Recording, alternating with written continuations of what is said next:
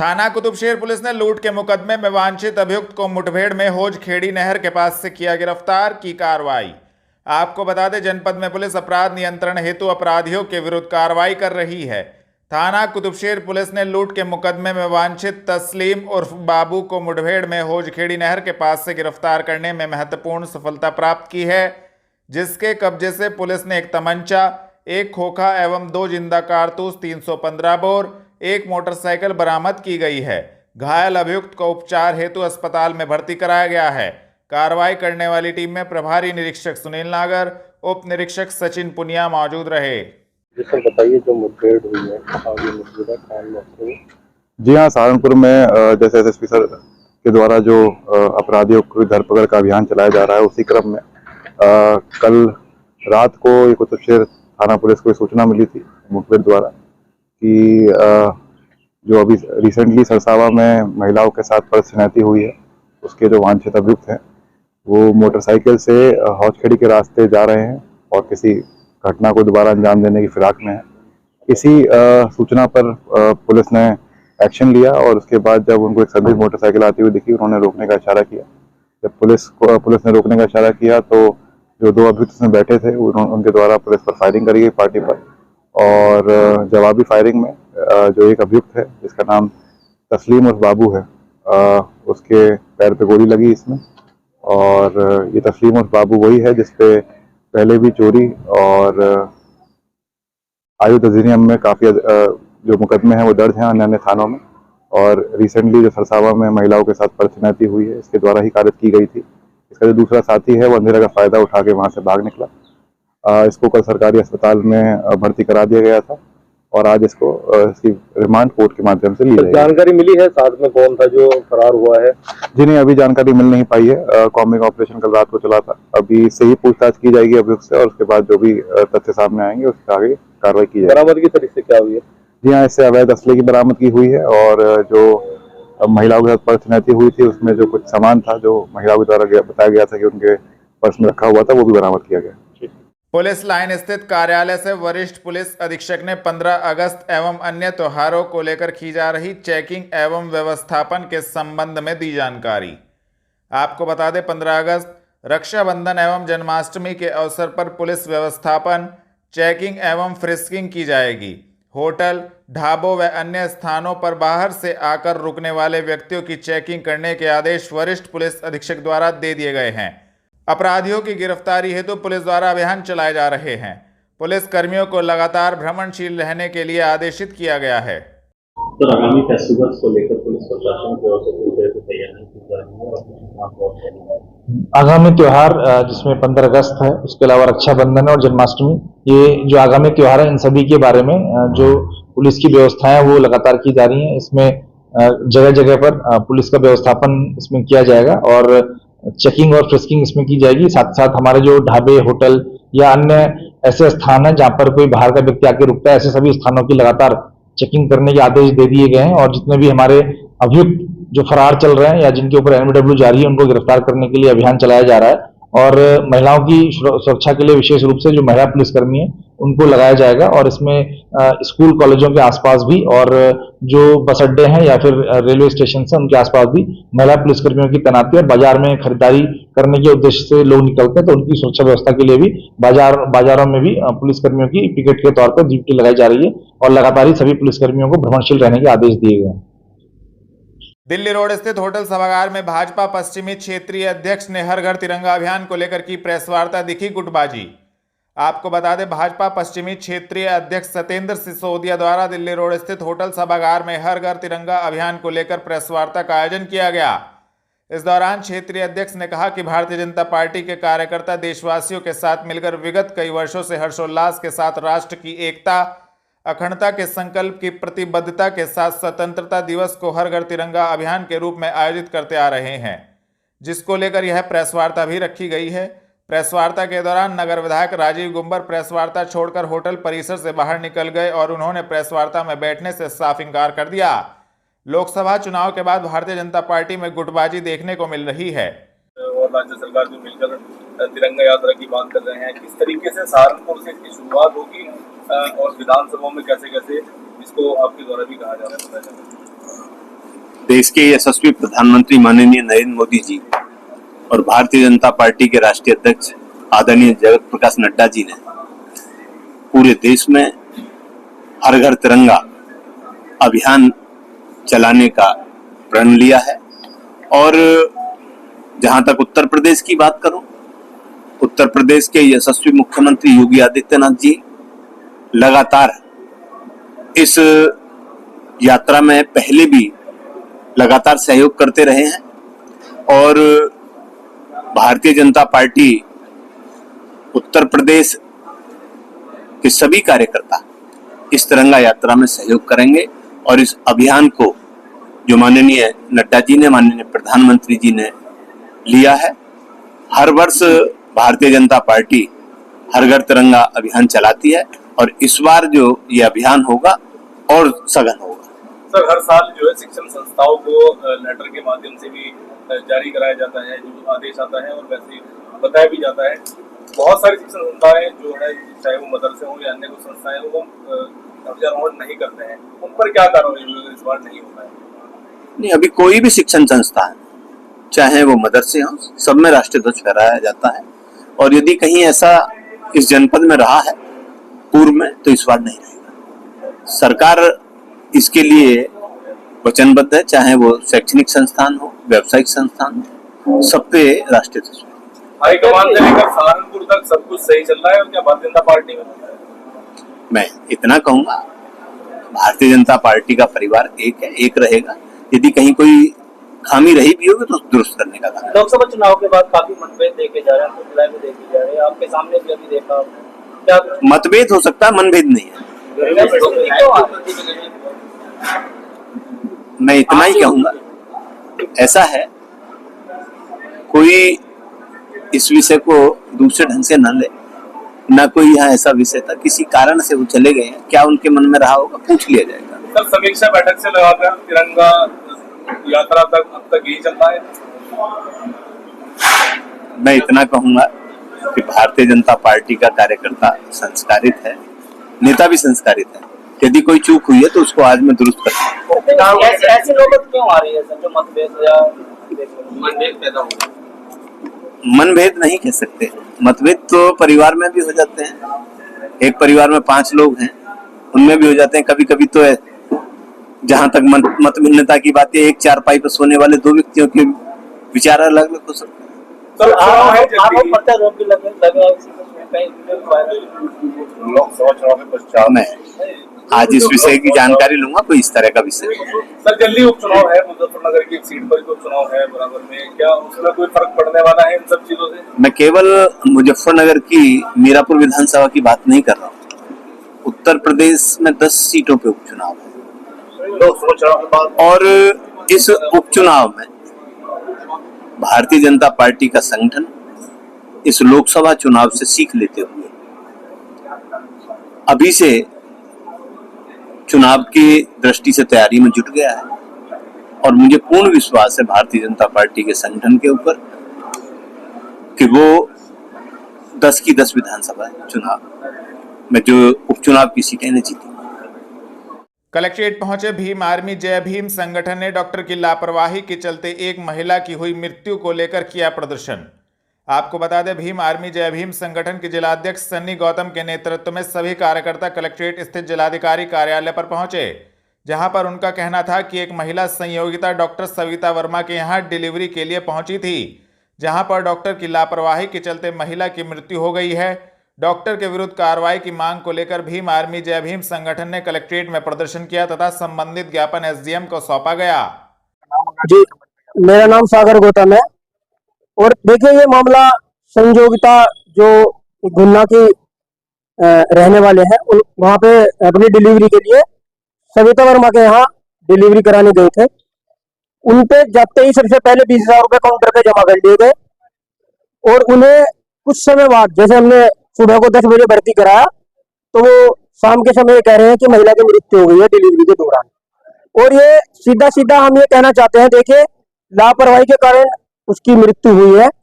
अस्पताल के तमाम कर्मचारियों ने बिना बताए उस महिला की बॉडी को अपनी एम्बुलेंस में रख दिया और ये कह दिया कि आप इन्हें कहीं भी लेके जाइए, हमारी कोई जिम्मेदारी नहीं है। वहां अस्पताल की लापरवाही के कारण, डॉक्टर सविता वर्मा की लापरवाही के कारण उस दलित महिला की जान गई है। और हम उसे न्याय दिलाने के लिए, उस परिवार को न्याय दिलाने के लिए, जो आर्थिक रूप से कमजोर है, उस परिवार को न्याय दिलाने के लिए सड़कों पर उतर करके अपने तमाम साथियों के साथ एक जन आंदोलन करेंगे जब तक उस परिवार को न्याय नहीं मिल जाता। हकीकत नगर स्थित धरना स्थल पर सिविल डिप्लोमा इंजीनियर्स संघ ने सेवा संबंधी प्रकरणों को लेकर दिया धरना, दी जानकारी। आपको बता दें, हकीकत नगर स्थित धरना स्थल पर उप महासचिव मंडल सहारनपुर इंजीनियर कनिष्क कुमार के नेतृत्व में सिविल डिप्लोमा इंजीनियर्स संघ ने धरना दिया। धरने पर बैठे सिविल डिप्लोमा इंजीनियर्स संघ के पदाधिकारी गणों एवं कार्यकर्ता गणों का कहना था कि विभिन्न सेवा संबंधी प्रकरणों को लेकर वह धरने पर बैठे हैं। अपनी समस्याओं को लेकर उन्होंने ज्ञापन जिला प्रशासन को सौंपा। मैं राकेश त्यागी, सहायक अभियंता और निवर्तमान प्रांतीय अध्यक्ष उत्तर प्रदेश डिप्लोमा इंजीनियर्स महासंघ। हमारी कोई विशेष मांग नहीं है। वर्तमान में जो हमारे जूनियर का एस्टेब्लिशमेंट देखने के प्रदेश में सर्वे सर्वाधिकारी हैं प्रमुख अभियंता परियोजना श्री अखिलेश कुमार सचान। वो लगभग जब से प्रमुख अभियंता परियोजना बने हैं, हमारे जूनियर्स के जो सेवा संबंधी प्रकरण है उन पर कोई ध्यान नहीं दे रहे।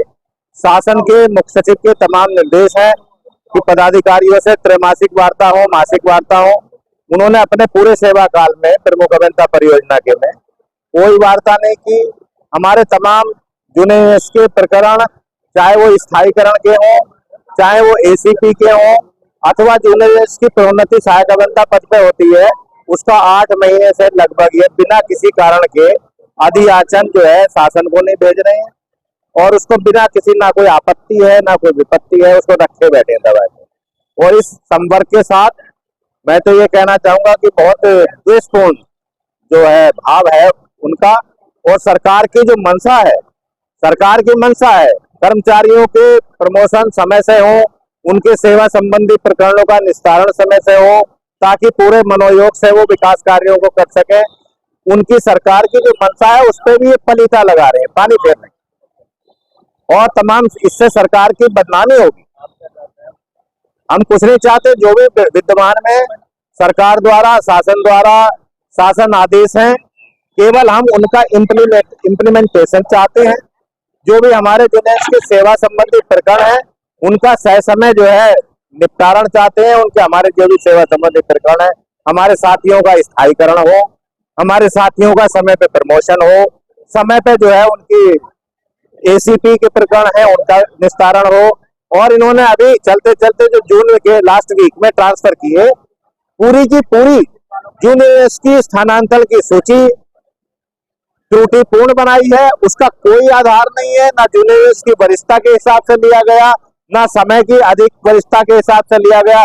मनमर्जी सूची बना करके थमा दी प्रमुख सचिव और मंत्री जी को और ऑनलाइन ट्रांसफर करा दिए।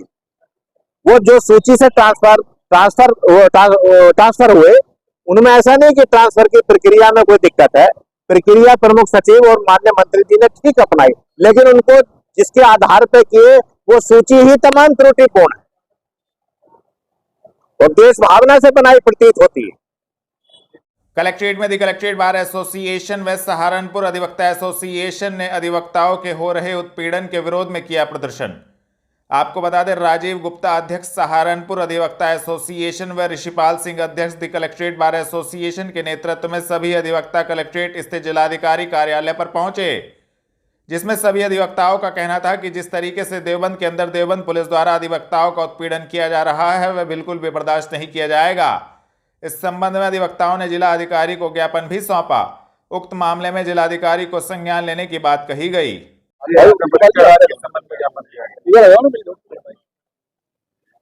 मैं राजीव गुप्ता अध्यक्ष सहारनपुर अधिवक्ता एसोसिएशन, मेरे साथ कलेक्ट्रेट बार के अध्यक्ष श्री ऋषिपाल सिंह जी भी हैं, हमारे महासचिव निशांत त्यागी, हमारे कलेक्ट्रेट बार के महासचिव विपिन मौर्य, हमारे भूतपूर्व महासचिव मुनव्वर आफ्ताब, नितिन शर्मा, हम सभी लोग इकट्ठे होकर आज डीएम साहब को एक ज्ञापन देने आए थे। देवबंद में अधिवक्ताओं के साथ जिस तरीके से उत्पीड़न की कार्यवाहियां की जा रही हैं देवबंद पुलिस द्वारा, देवबंद पुलिस द्वारा कोई कार्यवाही एफआईआर दर्ज करने के बाद भी नहीं की जा रही है, उस विषय में ज्ञापन दिया गया है ताकि जो पुलिस की निरंकुशता बढ़ रही है इस पर कुछ अंकुश लग सके, समाज में जो हालात पुलिस ने पैदा कर दिए हैं उससे सुरक्षा मिल सके। बहुत बहुत धन्यवाद। इससे पहले भी कई बार वकीलों पे इस तरह की घटनाएं हो चुकी हैं, उसके बावजूद भी अधिवक्ता क्या कर रहे हैं जो इस बारे में? लगातार इस संबंध में हम ज्ञापन देते रहते हैं और पहले भी ज्ञापन दिए गए हैं। आज भी जो हमने ज्ञापन दिया है उसकी कॉपी मैंने आप सभी को वितरित कराई है। अगर आप उसमें देखेंगे तो हमने सभी घटनाओं के संबंध में उसके अंदर जिक्र किया है और कोशिश की है कि पुलिस अपनी कार्यवाही पर निरंकुश लगाए और अधिवक्ताओं क्या समाज के प्रति भी उनका जो एक रवैया नकारात्मक है उसमें सही दृष्टि अपनाएं। कलेक्ट्रेट स्थित जिलाधिकारी कार्यालय पर कोऑपरेटिव सोसाइटी के चेयरमैनों व सभापतियों ने अपनी मांगों को लेकर किया प्रदर्शन। आपको बता दें, जिलाधिकारी सहारनपुर की 46 साधन सहकारी समिति के सभापतियों ने अग्रिम व्यवस्था तक स्टाफ लगाने के लिए व्यवस्था की थी, जिसमें उन पर आरोप लगे थे कि उन लोगों ने नियम विरुद्ध एवं आदर्श आचार संहिता में यह कार्य किया है, जबकि सभी सभापतियों ने आदर्श आचार संहिता से पहले ही बोर्ड में पास कराकर यह व्यवस्था की थी, जिसको लेकर चेयरमैनों व सभापतियों ने कलेक्ट्रेट स्थित जिलाधिकारी कार्यालय पर प्रदर्शन करते हुए जिलाधिकारी से मुलाकात करी। जिलाधिकारी ने सभी को आश्वासित किया कि वह निष्पक्ष जांच कराकर मामले में उचित कार्रवाई कराएंगे। मैं राज सिंह माजरा, सदस्य प्रदेश कार्य समिति, भारतीय जनता पार्टी किसान मोर्चा। आज जनपद सहारनपुर की सभी किसान सेवा सहकारी समिति, जिसका नाम बीपेक्स अब कर दिया गया, उनके तमाम सभापति, बोर्ड के डायरेक्टर्स डीएम साहब से मिलने आए थे। एक्ट के प्राविधानों के मुताबिक, बायलॉज के प्राविधानों के मुताबिक, लेटेस्ट बायलॉ 2023 के प्रावधानों के अंतर्गत मैनेजमेंट कमेटीज ने जो अस्थायी नियुक्तियां अपना व्यवसाय बढ़ाने के लिए की हैं और जिनको स्वीकृत तत्कालीन एआर द्वारा किया गया था, उनके खिलाफ एआर सहारनपुर ने एक आदेश जारी कर दिया कि इनकी अटेंडेंस ना लगाई जा और इनका वेतन आहरित ना किया जा। जितनी जांचें अब तक हुई हैं, किसी जांच में किसी समिति के बोर्ड को इन्वॉल्व नहीं किया गया, जबकि समिति का बोर्ड से मेरा मतलब वहां की प्रबंध समिति, वहां की प्रबंध समिति वही इनका अपॉइंटमेंट अथॉरिटी है। नियुक्ति प्राधिकारी बोर्ड है, नियुक्ति प्राधिकारी प्रबंध समिति है, नियुक्ति प्राधिकारी एआर या अन्य कोई अधिकारी नहीं है। और ये नियुक्तियां जो हुई हैं ये अस्थायी व्यवस्था है। मैं बार बार इस बात को जोर देकर के कहना चाहूंगा कि ये अस्थायी व्यवस्था है और इस व्यवस्था का पूरा अधिकार वहां के प्रबंध समिति को है। तो डीएम साहब से बात अभी रखी गई, सब लोगों ने बात की। डीएम साहब ने आश्वासन दिया कि आप लोगों के इन्वॉल्व किए बिना कोई जांच पूरी नहीं होगी। एआर साहब से वो इस तरह का आदेश जारी करेंगे, ये डीएम साहब ने कहा है। विधानसभा में कार्य मंत्रणा समिति का सदस्य बनने के बाद पहली बार कस्बा गागलेड़ी पहुंचे सहारनपुर देहात विधायक का हुआ स्वागत। आपको बता दें, सहारनपुर देहात से सपा विधायक आशु मलिक के विधानसभा में कार्य मंत्रणा समिति का सदस्य बनने के बाद पहली बार कस्बा गागलेड़ी में पहुंचने पर महाराजा अग्रसेन चौक पर ढोल नगाड़ों के साथ फूलमाला पहनाकर भव्य स्वागत हुआ। कस्बा गागलेड़ी में आशु मलिक के चाहने वालों का उत्साह देखने लायक बन रहा था और सभी अपने नेता का बेसब्री से इंतजार कर रहे थे। जैसे ही आशु मलिक का काफिला गागलेड़ी में पहुंचा तो हर तरफ आशु मलिक जिंदाबाद के नारे लगने लगे। इस अवसर पर ग्राम सचिव गौरव शर्मा और ग्राम प्रधान फरमान मलिक ने आशु मलिक को मिठाई खिलाकर और बुके भेंट कर उनका स्वागत किया। स्वागत करने वालों में हैदर मुखिया, जिला पंचायत सदस्य विक्रम सिंह, गागलेड़ी प्रधान फरमान मलिक, ग्राम सचिव गौरव शर्मा, प्रधान मशरूर, अन्य कार्यकर्ता मौजूद रहे। जिलाधिकारी ने जनपद में उद्योगों को बढ़ावा देने हेतु निर्यातकों के साथ कलेक्ट्रेट सभागार में की बैठक, दिया आवश्यक दिशा निर्देश। आपको बता दें, जिलाधिकारी मनीष बंसल की अध्यक्षता में कलेक्ट्रेट स्थित सभागार में उद्यमियों एवं निर्यातकों के साथ एक जिला एक उत्पाद योजना, जिला निर्यात प्रोत्साहन समिति की बैठक आयोजित हुई। बैठक में उद्योगों एवं निर्यात को बढ़ावा देने और उद्यमियों को आ रही समस्याओं के समाधान करने के संबंध में विचार विमर्श हुआ। जिलाधिकारी ने रॉ मटेरियल बैंक बनाने के लिए क्लस्टर के माध्यम से शासन को प्रस्ताव प्रेषित करने के निर्देश दिए। उन्होंने अंतर्राष्ट्रीय स्तर की पैकेजिंग एवं डिजाइनिंग पर आधारित एक सेमिनार आयोजित कराने को GMDIC को निर्देशित किया। नियमानुसार निर्धारित समय पर कराएं RTA की बैठक। टेम्पो ऑटो टैक्सी के चालकों की बनेगी यूनिफॉर्म व लगेगा बैच। मंडलायुक्त। आपको बता दें, मंडलायुक्त डॉक्टर हर्षिकेश भास्कर यशोद की अध्यक्षता में सर्किट हाउस सभागार में संभागीय परिवहन प्राधिकरण की बैठक आहूत की गई। बैठक में मंडलायुक्त ने संभागीय परिवहन प्राधिकरण के सचिव को आरटीए की बैठक नियमानुसार प्रत्येक 2 माह के अंतराल पर कराने के निर्देश दिए। टेम्पो, टैक्सी, ऑटो चालकों के लिए यूनिफॉर्म तथा पहचान हेतु बैच के नियम का अनुपालन कड़ाई से कराने के निर्देश दिए। उन्होंने कहा कि यूनिफॉर्म पहनने से टैक्सी चालकों में सुरक्षा की भावना का विकास होता है। मंडलायुक्त ने सेफ सिटी के अंतर्गत सभी निजी बसों में पैनिक बटन एवं सुरक्षित बस का स्टिकर लगवाने के निर्देश दिए ताकि यात्रियों को समस्या होने पर उसका निस्तारण किया जा सके। उन्होंने कहा कि जिन बसों में पैनिक बटन ना हो उनका नवीनीकरण ना किया जाए। उन्होंने कहा कि परमिट की शर्तों का उल्लंघन करने वालों के विरुद्ध कड़ी कार्रवाई की जाएगी। परमिट की वैधता समाप्त होने पर रैंडम चेकिंग कर वाहन चलाने वालों के विरुद्ध कार्रवाई करें। उन्होंने निर्देश दिए कि आरटीए की बैठक में मंडल के सभी एआरटीओ को भी बुलाया जाए। जनपद में सीएनजी रेट्रोफिटिंग के आवेदन ले तथा जांच प्रक्रिया पूरी कर सीएनजी रेट्रोफिटिंग को प्रोत्साहित किया जाए। मंडलायुक्त ने निर्देश दिए कि परमिट जारी करते समय अन्य व्यवस्थाएं भी देखा जाना सुनिश्चित किया जाए। सहारनपुर क्लब में नवनिर्मित कॉन्फ्रेंस हॉल, बार का विस्तारीकरण एवं सौंदर्यकरण के साथ बहुप्रतिशत स्पोर्ट्स कॉम्प्लेक्स का हुआ लोकार्पण। आपको बता दें, सहारनपुर क्लब में नवनिर्मित कॉन्फ्रेंस हॉल, बार का विस्तारीकरण एवं सौंदर्यकरण के साथ बहुप्रतिशत स्पोर्ट्स कॉम्प्लेक्स का लोकार्पण डॉक्टर हर्षिकेश भास्कर यशोद, मंडलायुक्त सहारनपुर मंडल, अजय कुमार साहनी, उप महानिरीक्षक सहारनपुर परिक्षेत्र, मनीष बंसल जिलाधिकारी, रोहित सिंह सजवान वरिष्ठ पुलिस अधीक्षक के द्वारा किया गया। नमस्कार, मेरा नाम जोधवीर सिंह है। मैं एग्जीक्यूटिव मेंबर हूं सहारनपुर क्लब का। आज 7 अगस्त 2024 दिन बुधवार को हमारे नवनिर्मित कॉन्फ्रेंस हॉल और बार का विस्तारीकरण हुआ था और badminton hall, table tennis hall और बिलियर्ड्स रूम का जो है विस्तारीकरण हुआ था। तो उस सिलसिले में हमारे माननीय कमिश्नर साहब ऋषिकेश भास्कर यशोद जी, हमारे डीआई साहब अजय कुमार साहनी साहब जी और हमारे माननीय डीएम साहब मनीष बंसल जी और हमारे कप्तान साहब रोहित सिंह सजवान जी, ये सारे के सारे अधिकारी क्लब में आए और इनके कर कमलों द्वारा उसका लोकार्पण हुआ। साथ में उन्होंने पौधारोपण किया है, क्योंकि हमारे सब विशिष्ट अधिकारियों का मानना है कि पौधारोपण बहुत ज़रूरी है और इसको एक ग्रीन बेल्ट की तरह डेवलप किया जाए सहारनपुर क्लब में और ज़्यादा से ज़्यादा पेड़ लगाए जाएं। और आज इन्होंने ये सारे के सारे जो फैकल्टीज़ मैंने आपको बताई हैं सहारनपुर जो क्लब के मेंबर्स हैं उनको समर्पित किया है। धन्यवाद। अंतर्राष्ट्रीय वैश्य महासम्मेलन महिला इकाई द्वारा जिलाध्यक्ष संगीता गोयल के नेतृत्व में उनकी अध्यक्षता में तीजो उत्सव जीपीओ रोड स्थित होटल सभागार में बड़ी ही धूमधाम के साथ मनाया गया, जिसमें महिलाओं ने सज धज कर गोरी का साजन थीम प्रस्तुत किया, जिसमें सभी संगठन की महिलाओं ने सज धज कर कार्यक्रम में हिस्सा लिया और तीज के गीतों पर राधा कृष्ण बनकर नृत्य किया, झूला झूली और स्वादिष्ट व्यंजनों का स्वाद लिया। खेल खेले गए और सभी ने एक दूसरे को तीज की बधाई दी। देश भर में हरियाली तीज पर्व बड़े ही धूमधाम व हर्षोल्लास के साथ मनाया गया। हरियाली तीज के दिन महिलाएं मेहंदी लगाकर सज धज कर हरे कपड़े पहनती हैं, हरी चूड़ियाँ पहनती हैं, सुबह पूजा पाठ कर बायना निकालती है और पारंपरिक ढंग से झूला झूल कर तीज के गीत गाकर इस पर्व को मनाती है। इस त्यौहार को हिंदू धर्म में बहुत महत्व है, जिसको लेकर संबंधित जानकारी दी गई। का नाम और जैसे आज तीज का त्यौहार है, कैसे मनाया, इसको कैसे सेलिब्रेट किया? आज हम इसको कंपनी गार्डन में बनाने के लिए आए हैं।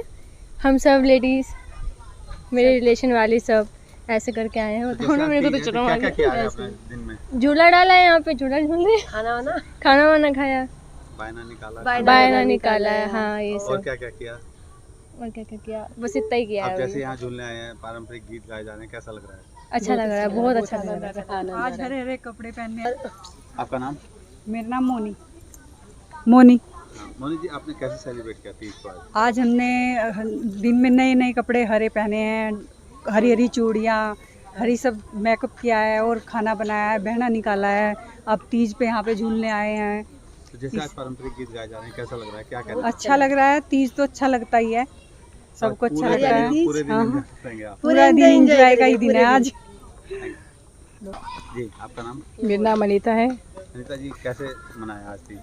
आज मेरे लिए बहुत खास है क्योंकि आज मेरा जन्मदिन है। और सुबह से अपना पकवान में लगे हुए थे बनाने में, फिर बाना निकाला, फिर सजा तैयार हुए, कंपनी बाग में झूलने आई हैं। सबके साथ बहुत आनंद आ रहा है।